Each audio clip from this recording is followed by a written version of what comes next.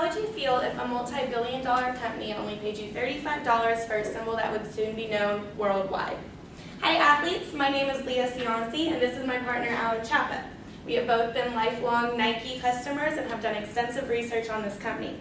Today we're going to talk to you about the history of the company, where it started. We're going to take you through the growth, where it's now, and we're going to give you a little glimpse into the future. So I'm going to go ahead and jump right in with the history. According to Nike, the Nike website, Nike was created from two men, Bill Bowerman, who was the track and field coach at the University of Oregon, and Phil Knight. Bowerman was always trying to give his athletes an edge, so he found that in creating his own shoes, he could do that. Knight was actually one of his athletes and became a representative for the Tiger Shoe Company. When Knight sent over some of the products to Bowerman, he responded by offering him a partnership. So with $500 each and a handshake, they created Blue Ribbon Sports in 1967. Bowerman would change the shoes and Knight would sell them out of the trunk of his car, and this is essentially how Nike was formed. Moving into the 70s, they decided it was time to leave and create Nike. They paid Caroline Davis $35 for the Nike swoosh. Knight even said, "I don't love it, but it will grow on me," and it sure did. They even had their own first endorsement, who was Steve Profane from 69 to 73. Leaving the 70s in 1979, they had two new shoe designs, the Nike Air and the Tailwind. So from the 70s, they were on top, but unfortunately, when the 80s rolled around, they slipped majorly because of the underestimated aerobics era. However, it wouldn't be long before they made it back on top with the release of the Jordans in 85 and the Air Max in 87. They left the 80s on top because of the new campaign, the Just Do It with Bo Jackson.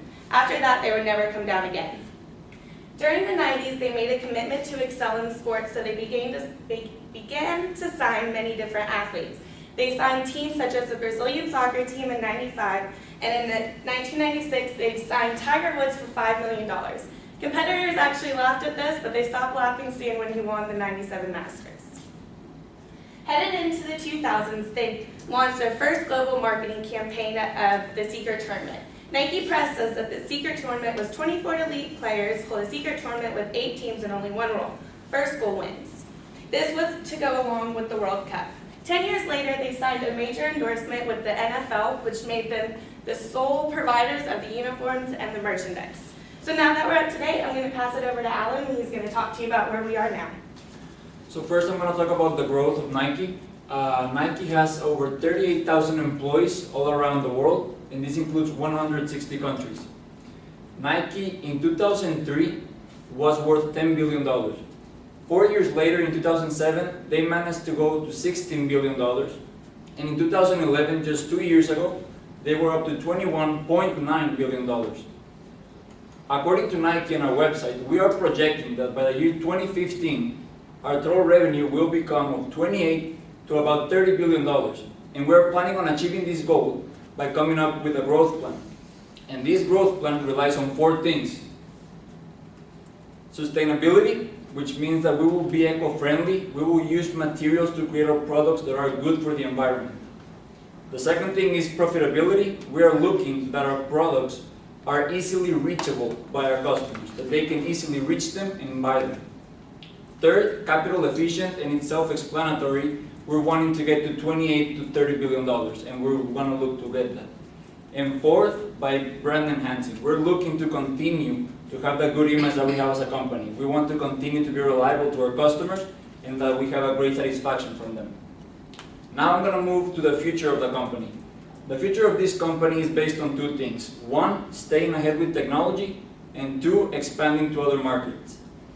Staying up with technology, one example of this is our newest product, which is Nike Plus Sport Band.